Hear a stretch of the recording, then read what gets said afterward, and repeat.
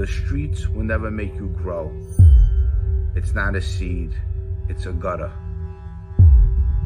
There's no happy endings in this life. So this is my message to you.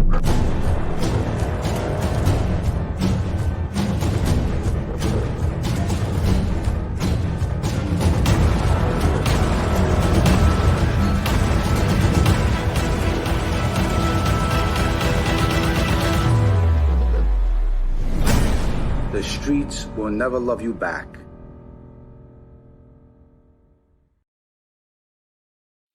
Hey guys, well, today I got another Beth Avenue story for you. You're gonna like this one about Anthony Spero and Tommy Pitera when they sat down for us after the second attempt on Mikey Hamster.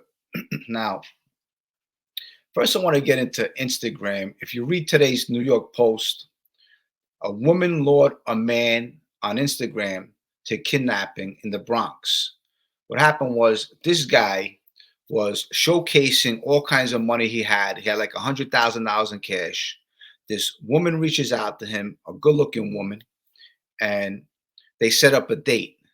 She meets this guy like 1 o'clock in the morning, and he takes her to his apartment. So he thinks maybe he's gonna get laid or something. I mean, she's a good-looking girl, Spanish girl from the Bronx, and she has 3 or 4 guys that follow her to the guy's apartment. So what they're trying to do is they're trying to rob this kid for the money that he was showcasing on Instagram. She ends up going to his apartment. As they go in the apartment, 2 or 3 guys knock on the door. He answers the door and they push their way in. They push this kid into a where you take a shower, and they pour some lighting fluid on him, and they throw a match with a blowtorch, and they start burning him over money. Okay, so it's in the New York Post today, and I'm sure this woman and that guy are probably going to give up who else was involved, because they're going to flip, they're going to talk, and they're not innocent. But people would say that they're innocent. When you're involved in a crime, you're guilty. That's it. There ain't no innocence. And all these other guys that get caught, you're guilty. But I wanted to share that with you. Also this week, Thursday night, I'm going to have Brian Glaze Gibbs.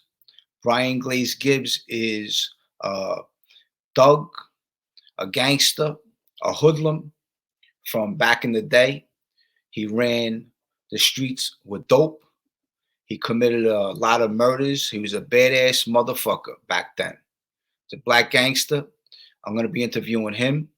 He's an author of a book that we will get into. I'm going to talk about his life. You're going to enjoy it. It's going to be a good one. So Thursday night, 6 or 7 p.m.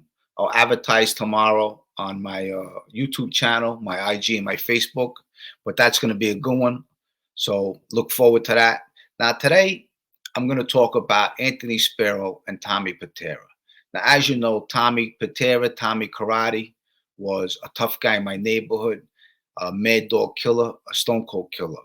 Now, this is the time when Joe Pizza was running around Beth Avenue, shaking down wise guys and thinking that he could just get away with anything because he was 6 foot something, 260 something pounds solid. The guy was like, boom, solid. Hit you with a shot, it'll break your face open. This is a time when Tommy Karate ends up killing Joe Pizza for Anthony Spero. Anthony Spero asks Joe Pizza to do him a favor, asks Tommy Karate to do him a favor. Joe Pizza has to go. And the way it's done is they ask Joe Pizza to take a ride with them, Tommy and 2 other guys. And that's the way it's done always. Take a ride with them. And as he takes a ride with them, Tommy's telling them they have to go do something. They got to find some guy that they're looking for. And they pull over to the side of McDonald Avenue. As they pull over, someone just hits Joe Pizza in the head, and Joe Pizza's gone. That's how fast it happens. Now, also at this time, the Bath Avenue crew, we were getting into our own troubles. We were having trouble with the kid Mikey Hamster and Bobby the Chico. The first attempt on Mikey Hamster was me and Joey Calco. So me and Joey Calco, I end up going to Manhattan. Joey Calco goes to Italy. And Paulie Galino's in the street. Paulie Galino reaches out to Tommy Karate. Tommy Karate sits down for me, and I come back to the neighborhood. Now, Joey Calco's still away.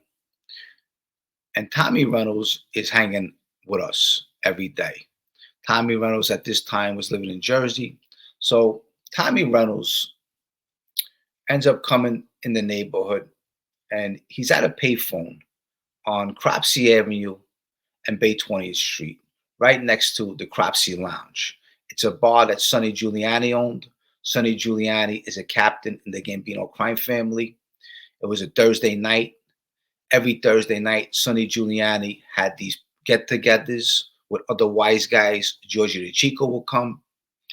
Other wise guys in the neighborhood will come. They pay their respects. Even guys from other families would pay their respects. Sonny Giuliani would always have a big display in the Cropsey Lounge. Drinks were around the house, lots of food.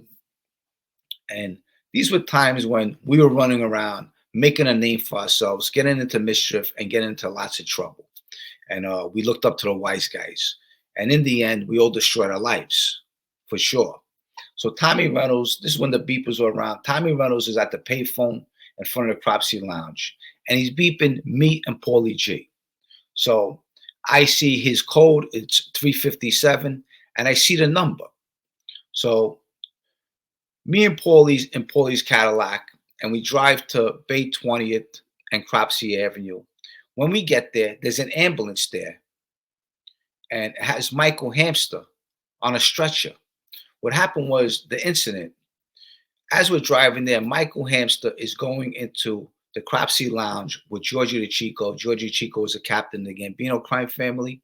And he sees Tommy Reynolds on the payphone, just staying there. He's waiting for us to call him back to let us know, he's in town and to pick him up. So we're on our way there. And Michael Hamster looks at Tommy. He says, what are you looking at? He goes in his face. And Tommy goes, no problem. I ain't got no problem. So Michael Hamster walks back. As he walks back, Tommy Reynolds pulls out a 357. That was Tommy Reynolds' code. He pulls out 357 and he starts firing shots at the kid Mikey Hamster. Pop, pop, pop, pop. And he hits the kid Mikey Hamster in the kneecap and in the body somewhere. That was the second attempt on Mikey Hamster. Mikey Hamster goes down. Tommy Reynolds takes off. He heads back to Jersey. We contact Tommy Reynolds later. He tells us the story, what happened. So Tommy Reynolds is now an outcast. So Paulie G goes to Tommy Karate and tells Tommy what happened. This is my friend. This kid Mikey Hamster went in his face and he threatened him. He said, I'll kill you and all your friends. And Tommy Pitera is just listening to Paulie Galino. And Tommy loves Paulie. He knows he's got big balls. He don't give a fuck. And Tommy says, I'm going to help him. He goes to Anthony Spero. And he explains to Anthony, this is what I want to do.